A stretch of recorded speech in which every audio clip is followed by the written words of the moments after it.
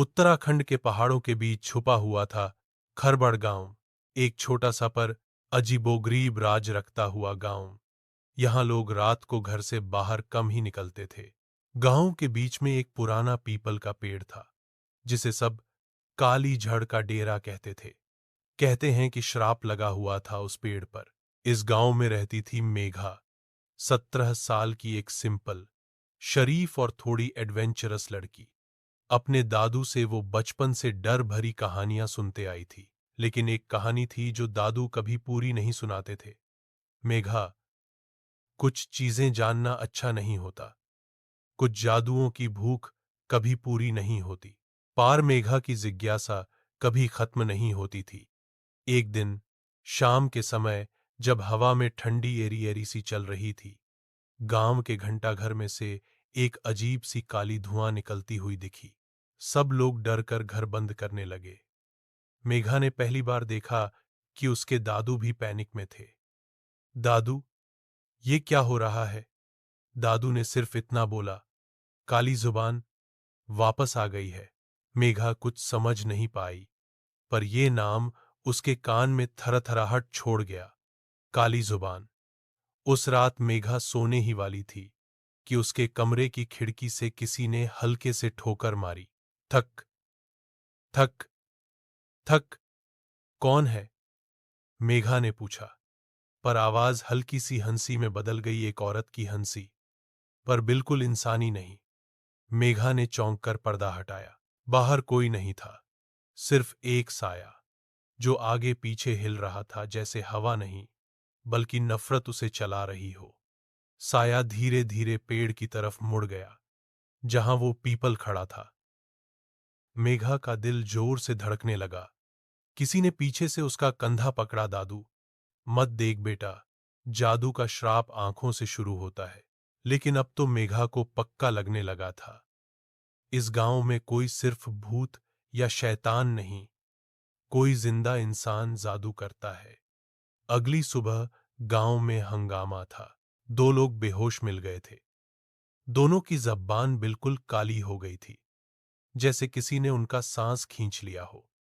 Doctor ने कहा, यह मेडिकल कंडीशन नहीं, यह कुछ और है। गांव वाले डराव सूरत घूमने लगे। किसी ने बोला, काली जुबान फिर से जिंदा हो गई, किसी ने जादू की किताबें छेड़ दी होंगी। तभी मेघा ने गांव के एक अजीब बूढ़े को देखा, धरवा बाबा। वह मेघा को घूर कर बोलते, बच्ची, तुझे सच जानना है, तेरी किस्मत काली ज़ुबान से जुड़ी है। मेघा का जिस्म कांप गया। काली ज़ुबान कौन है? बाबा ने आसमान की तरफ देखकर कहा, एक ऐसी औरत जिसकी जुबान जो बोलती थी वो सच हो जाता था। लेकिन जब उसने अपनी ताकत बुराई में इस्तेमाल की, गांव वालों ने उसे फूंक दिया। पर जादू का जिस्म जल सकता है, पर जुबान नहीं। उसकी काली जुबान आज भी भूखी है और तुझे ढूंढ रही है। मेघा का सांस रुक गया। मुझे क्यों? धरवा बाबा की आंखें काली पड़ गईं। क्योंकि तू उसकी वंशज है। रात को मेघा अपने दादू के कमरे में गई। दादू, क्या मैं काली जुबान से जुड़ी हूं? दादू चुप रहे। उनका चेहरा पढ़कर लग रहा था कि वो सच छुपा रहे हैं। मेघा समझ गई यह राज उसके खानदान का है। दादू धीरे से बोले, तेरी पर दादी का नाम काव्या था, उस पर गलत इल्जाम लगा, गांव वालों ने उसे जला दिया। उसकी आत्मा बदले का जादू लेकर वापस आई और तभी काली जुबान बनी। मेघा रोने लगी, पर मेरी क्या गलती? दादू, श्राप कभी गलती नहीं देखता बेटा, बस खून को फॉलो करता है।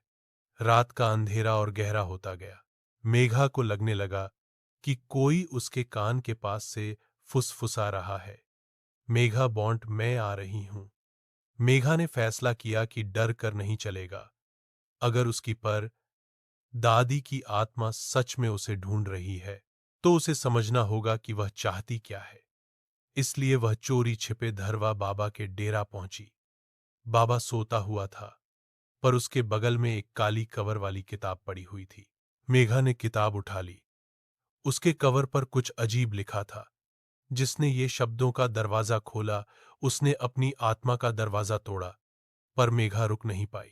उसने पहला पन्ना खोला और उसके सामने लिखा था, मेरी वंशज मेघा, अगर तू ये पढ़ रही है तो मैं जिंदा हूं।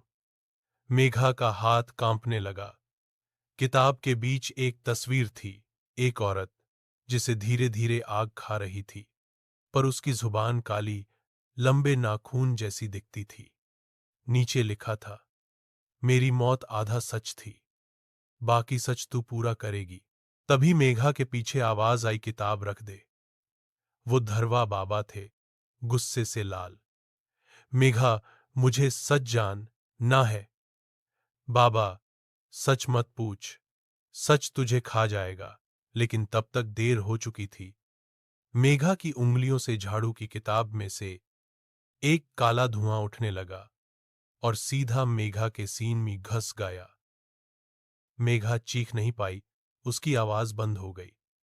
अगली सुबह मेघा आंख खोली तो फील हुआ कि उसकी बॉडी में कुछ अलग सी ताकत है, पर साथ ही एक डरावना एहसास भी।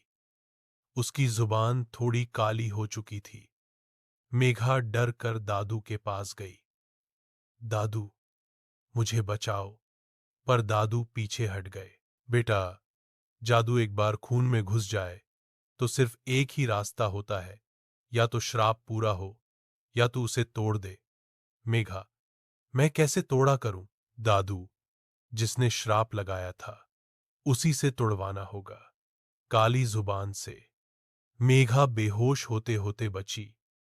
उसे उसकी पर दादी से मिलना होगा, जो इंसान नहीं, आत्मा बन चुकी थी और जिसका जादू इंसान को जीते जी खा लेता था। रात के 12 बज रहे थे। पूरा गांव अंधेरा था। मेघा पीपल के पेड़ के पास जाकर खड़ी हुई। हवा रुक गई, जैसे वक्त ठहर गया हो। फिर पेड़ से एक काली हवा, एक औरत का चेहरा, एक काली जुबान बाहर निकली। वह मेघा के बिल्कुल सामने आकर रुक गई। मेघा, तू आ ही गई, मेरे खून की आखिरी चिराग। मेघा रो पड़ी। आप मेरी पर दादी हैं? आप मुझे क्यों ढूंढ रही हो? आत्मा जूम से मेघा के पास आई। उसकी आंखें जलती हुई अंगारों जैसी थीं। क्योंकि जो गलत मुझ पर हुआ उसका बदला तू पूरा करेगी। तू मेरी जुबिली हुबान का वारिस है। मेघा, पर मैं किसी को नुकसान नहीं पहुंचाना चाहती। काली हुबान हंसी। जादू नुकसान नहीं देखता, बस भूख देखता है। फिर उसने अपनी काली जुबान मेघा के चेहरे के पास लाई। बस एक टपकान तेरे खून की और तू मेरी जैसी बन जाएगी। मेघा चीखी। उसकी बॉडी में से एक चमक निकलकर बाहर आई, किताब का जादू, और दोनों के बीच में हवा का जोर से धमाका हुआ। तभी पीछे से आवाज आई, रुक जा काव्य। धरवा बाबा हाथ में एक ताला और एक ताबीज लेकर आए। मेघा को शौक लगा। बाबा, आप काली जुबान को जानते थे? बाबा, मैं ही उस दिन था जिसने गांव को उसके खिलाफ भड़काया, क्योंकि मैं उसकी ताकत चाहता था। जो मिला नहीं उसे लोग जला देते हैं। मेघा की पर दादी का चेहरा गुस्से से फटने लगा। तूने मुझे जलवाया धरवा, और मेरा श्राप इस गांव पे तब तक रहेगा जब तक तू जिंदा है। बाबा डर कर पीछे हटने लगे। मेघा, उसे रोक, सिर्फ तू ही रोक सकती है। मेघा अब समझ चुकी थी, श्राप गांव पर नहीं, धरवा पर था, और वो श्राप कब तक चलता? जब तक वंश चलती। इसीलिए उसकी पर दादी मेघा को नहीं मारना चाहती थी। वह तो मेघा को श्राप पूरा करने का वारिस बनाना चाहती थी। मेघा ने जोर से बोला, मैं किसी की जादू की गुड़िया नहीं बनूंगी। उस मोमेंट में मेघा की बॉडी से एक तेज रोशनी निकली। किताब का पूरा जादू इस बार मेघा की मर्जी में बदल गया। काली जुबान चीखी। जुबान का जादू सिर्फ वंशज पैदा कर सकता है, तोड़ नहीं सकता। मेघा ने जवाब दिया, गलत। मंशा जादू से बड़ी होती है। उसने अपनी जुबान से एक अक्षर बोला, मुक्ति। पेड़ हिला, आसमान काला पड़ गया, और काली जुबान की आत्मा हवा में बिखरने लगी, जैसे उसे आजादी मिल रही हो। शुक्रिया मेघा, तूने मेरा दर्द मिटा दिया। और वो हवा में गुम हो गई।